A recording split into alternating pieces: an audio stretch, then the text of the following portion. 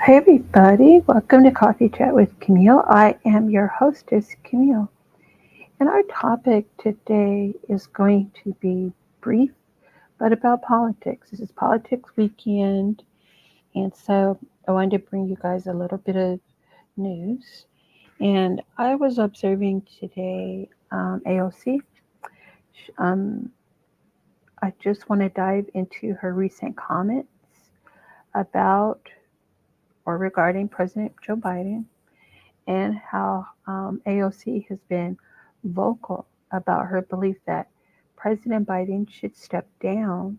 Should She didn't really say should step down, but um, what's going on inside of the Democratic Party um, and what their various reasons and concerns are. Okay, so I just want to explore her perspectives just a little bit and the political implications and what this means for the future of the Democratic Party. Okay, so this is pretty much a discussion. If you are listening and you want to participate, just come into the chat and then I will give you a link so that you can come on up. All right, I'd love to hear what anyone has to say if anyone's here. If not, then it's okay too. All right. I really love listening to insiders. Um, the reporters and outsiders are okay, but from what I could see, it does not look as if President Biden will be stepping down. Okay, I just don't see that. I don't see it at the White House. Okay, now let's do that. You go over to the White House. Okay, and I'll turn my camera around so you all can see what I am looking at. Okay, I'm going to share my screen real quick. All right, perfect. And then we're going to go to right here. And I'm going to share. And there's Kamala, our Vice President, VP, and Joe Biden, our President. Okay, and here's his record. So, according to the White House, you just have to go to whitehouse.gov. Um, Biden has faced a crisis when he came into office. One was the raging pandemic, economic crisis, climate crisis, and racial injustice, which never seems to leave this country for some reason. The president and VP ran for office on a promise to move quickly to tackle these crises head on and deliver results for working families. That's what Biden Harris administration has done. Okay? So may not seem like a lot to a lot of people because everything is kind of expensive right now. Um, when you go shopping, because like I do a lot of lifting in Dash, in particular Dash, for groceries, because where I'm at is very hot here in California in certain parts. And yeah, the groceries are high. All right. So what people are looking to do is this right here, lowering cost of families' everyday expenses. Okay. So they have a plan for this. If you go again, go to whitehouse.gov/the record. And under, you can find lowering costs of family everyday expenses. All right. Through Inflation Reduction Act. So he's passed a Inflation Reduction Act. And sometimes we can't feel a lot of things that are passed in the Congress right away, but it takes a little time, right? So the Inflation Reduction Act, it's a historic legislative achievement that lowers the costs for people with families, combats the climate crisis, reduces the deficit, and finally makes the largest corporations pay for their fair share. For the first time, Medicare is able to negotiate the price of certain high-cost drugs. A month's supply of insulin for seniors is capped at $35.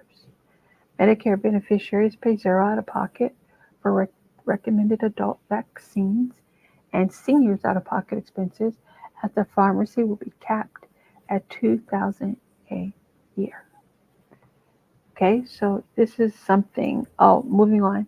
And thanks to Biden's to this action, including his historic release from the Strategic Petroleum Reserve, gas prices are down more than $1.60 from their summer in 2022 peak. All right. Okay, so that's what the White House. That's one of many things they've done. They have more people are working than at any point in American history. I don't know if you guys can see that. Okay, more people are working. So Biden, Harris, they have created nearly 11 million, excuse me. I was short 3 zeros. 11 million jobs. Okay, in 17 states, they now have an unemployment rate at below 3%. Okay, and then historically low, this is a historical thing going on. Unemployment rate is 3.5%. Excuse me, and then 11 states and DC now have their lowest unemployment rate. All right, so as a result of President Biden's economic plan for 2021 and 2022 were two strongest years of job growth in history. Nearly 11 million jobs have been created since President Biden took office, including 750,000 manufacturing jobs. Now, I don't know about you guys, but so far the biggest manufacturer, one of the biggest, I should say, is Amazon. And there aren't too many people that I don't meet that don't work there. Okay, so that is a wonderful thing. We have Walmart. I mean, you have a lot of big companies. The unemployment rate is at 50-year low, and a record number of small businesses have started since President Biden took office. The African Americans or Black Americans and the Hispanic American have a near record low, unemployment rates, and people with disabilities are experiencing record low unemployment. Okay, so that's what they've done there. All right, but you can. I also like this next one, if I can point this out. It's more people are working, as I just shared with you, and then making more in America. Making more in America. That should be their campaign slogan. Okay, instead of "Make America Great Again," as if it's not already great. Making more in America, right? Through the Chips and Science Act. Wow, that's something. So this should lower the cost of goods, ensures more Americans make American-made technologies, makes more semiconductors in America, and creates more manufacturing jobs. Okay, so you can just read through a lot of this yourself. If you're interested, you're like, hey, what has Biden done really since he's been in office? What are Biden and Kamala doing together jointly? Okay, and let's see if we can get over to the White House homepage. Let me see, somewhere in here, briefing room, or is it press? I think it's briefing room. Okay, let's go in the briefing room. And then statement from Kamala today. Okay, so July 20th in the briefing room. Okay, statements and releases.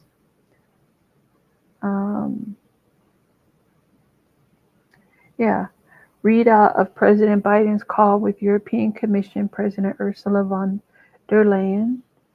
Then letter from Dr. Kevin O'Connor. Okay, statement from President Joe Biden on passing the Representative Sheila Jackson Lee. Passing up. Oh, did she pass away? Oh no. That's sad. I'm gonna check. Did you guys know? Does anybody know out there, did Sheila Jackson Lee pass away today? And she sure is a pioneer. I hope not. No, she's good. Okay, sorry about that. Yeah, she's fine. I think she's right here. Oh no, she did pass away. She sure did. Oh, how about that? That's sad. Oh, she was working on our reparations. Lord have mercy. Okay, well, that's very sad news. Yeah. Okay, so I have to do an episode on that. Yeah, she did pass away. All right, so as we can see, I'm going to go ahead and break this too. I'm going to be back.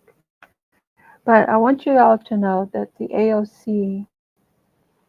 um, the AOC has a lot of comments, good, insightful comments about what's going on with. Oh, let me go back so you guys can see right here. All right, right here, there's a statement from President Joe Biden on the passing of Representative Sheila Jackson Lee. All right. So if you guys want to read this, if you my wonderful audience out there, just again go to the whitehouse.gov. Find first-hand information about what's going on in the White House from the White House. If you get tired of hearing news, speculation, all the other goofy stuff that oftentimes is gossip. It's pertinent gossip. CNN, I think, is a good source of information when it comes to the president. But some people are jumping the gun. Let's wait to see if we're going to continue to have President Biden or not have President Biden. Okay? I do want to bring out a couple of more little points that you should listen for. I provided the link to AOC's comments inside of the description of this episode. All right? So AOC says that the donors are putting pressure on Biden to drop out. All right? And she's really saying don't put the money folk in front of the working class, which is about 99.99% of us, right? Excuse me. And then there may be no safe options, okay? Meaning, if they transition someone else in, even VP Kamala Harris, then this could cause, um, well, it can cause the Republicans to start filing all kind of lawsuits against the transition, right? And then if it hits the Supreme Court, well, we know what kind of Supreme Court we have, majority conservative. And so 9 times out of 10, it's going to create a firestorm of mess, from what we can see. And what I mean by mess is lots of conflict and a lot of issues. And it's my understanding from the inside folks too, meaning the reporters, is that Biden is not budging. He's not going anywhere. And I hope he doesn't. Okay, and then, and also that we should be patient and careful about poll reading, right? I remember Hillary Clinton way out there, woman lost. Okay. Also, the reality of having a woman president in America, I haven't really heard any man ever say that they would love to see Hillary Clinton be president. They would love to see Kamala Harris be president. Men generally vote for men. And I'm not sure where we got this idea that women should be presidents. Like, I don't know. If it happens, it would be miraculous and wonderful. But I just think the climate is so volatile right now, especially the political, and that it's very divisive and it's quite racial and economical. It's really economics, because without a breakdown in economics, you can't get to racism or to racial divides and political divides. Okay? So, anyway, please check out AOC, folks. Thank you so much for listening to this podcast. I'm going to be coming back today, but later on this evening for me, around 10 a.m., I'll be talking specifically about Joe Biden. But now I have to do an extra show to break the news of Congresswoman Sheila Jackson passing away. R.I.P. to her. Okay?